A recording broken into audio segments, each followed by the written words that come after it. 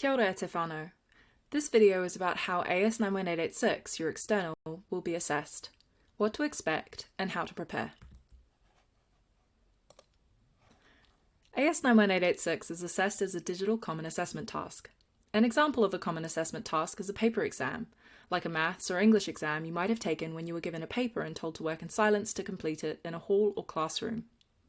While there's a lot of conflicting evidence about the efficacy of common assessment tasks, the reason these assessment conditions are used is so that students theoretically have equal opportunities to demonstrate their understanding of a topic without assistance in a controlled environment. This is why it's really important not to talk or communicate with others. The work has to be from your own knowledge. In a closed book exam, or in an open book exam, you would have resources you can access to show your ability to conduct controlled research. A digital common assessment task is very similar. It's just done on a computer. This means we have particular means to ensure the environment is still controlled, so you can't communicate with others while you're completing the assessment task. Your school might do this by installing special software or creating special login codes for you to use a computer with. Your computer will most likely not have access to the internet or any applications except for a specific few required to complete the task. This means that the DCAT is a closed book assessment. You won't be able to use search engines like Google or communicate with other students or teachers during the test.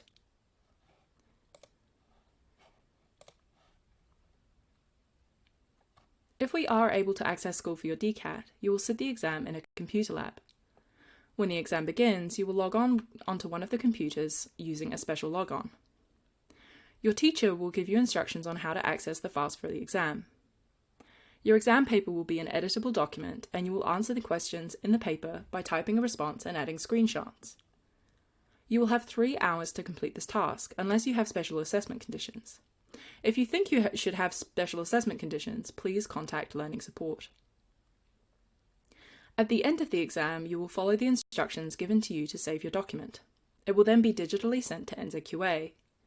Your teacher will not be allowed to access or edit it. Remember, because this is an external assessment, your teacher is not allowed to read your answers, and we are not allowed to have any input in the marking process. We also can't give you any suggestions during the exam on how to complete it. We can only give you instructions for how to access the resources and submit the exam paper when you're finished. You don't need to remember these steps as we'll guide you through them on the day. The key idea is to listen carefully and follow our instructions. If we are in level 3 or 4 when it is time for your DCAT, you may have to complete another task to receive a derived grade. Don't worry too much about this. I'll keep you up to date. If this is the same as previous years, you will have a Microsoft Word document, a .docx, with your exam paper on it, and you'll also have 2 videos. You will need to listen to your teacher very carefully as they will explain how to transfer the files onto your computer, so you can edit them and then upload them in a way that allows NZQA to mark your work. Each video is a screen recording of a user navigating through a website or web application. The video will look a lot like the one shown here. You can click links below this video to see what they look like. The videos aren't very long, and they have no sound. You can watch them as many times as you like, and as you'll be watching them through the media player on your own computer, you can pause and rewind when you need to. Based on the videos you've been given in the exam pack, you will answer the questions in your exam paper. You will write about what you can see and deduce from these videos, and you can also insert screen captures to illustrate your findings. You will have 3 hours to do this, plenty of time to watch, rewatch, write, and screenshot. You can see what these exam papers look like by going to the NZQA website. You can also see exemplars of real student papers and the grades they received. Some of these papers are very long and surpass the given word count. Please don't be put off or intimidated by this. In your exam, quality is worth more than quantity. As explained in the previous video, you will be asked to show your understanding of human-computer interaction by investigating the given user interfaces using Nielsen's usability heuristics. You will show your understanding by identifying the heuristics at work in the user interface you've chosen, describing how those heuristics influence user experience, evaluating how well the features of the user interface apply the usability heuristics, comparing these features with other user interfaces, either the other UI provided in the exam pack or a user interface you know well, And then you will then be asked to suggest improvements to your chosen user interface based on this comparison and the usability heuristics. There are 3 simple steps to preparing for the AS91886 DCAT. First, you'll want to know the 10 usability heuristics and practice identifying them in a number of different UIs, both ones you're familiar with and the ones you're not so familiar with. Second, practice your literacy skills by completing writing activities and reading the exemplars on NZQA's website. Third, and this is important for all your assessments, find assessment techniques that support you to be cool, calm, and collected during the exam. You can do this.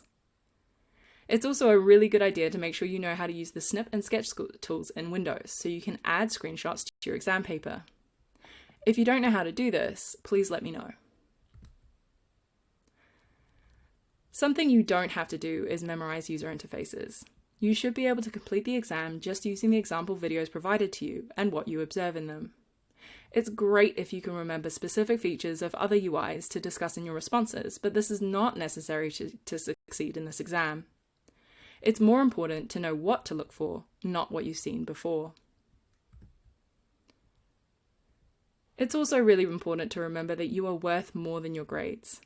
Exams can be stressful, and it's okay to care about doing well and showing what you've learned. But please remember that your grades are only one tiny unit of measurement used to articulate your learning. They don't always show the whole picture. No matter what happens in your DCAT, or what grade you receive, I've got your back and I am proud of you.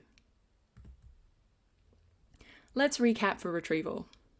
Your external assessment is a DCAT, a digital common assessment task. It's a closed book exam that you will take on a computer using a special login. You will not be allowed to talk or discuss the paper with your peers or your teacher during the exam. You will be provided with digital exam resources, including videos of 1 or more user interfaces. Your exam paper will ask you questions about these.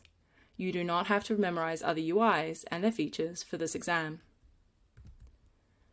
You will have 3 hours to complete the task, unless you have special assessment conditions.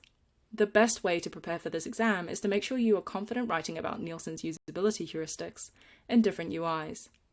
You can do this by completing all of the class activities provided through our Discord channels and in the descriptions of the videos. Ngā mihi kia koutou. Thanks for watching, team. Remember, you can always reach out by email, through Discord, or by coming along to our class sessions if you need any help. From me and Gary, ka kite, kia haumaru te noho.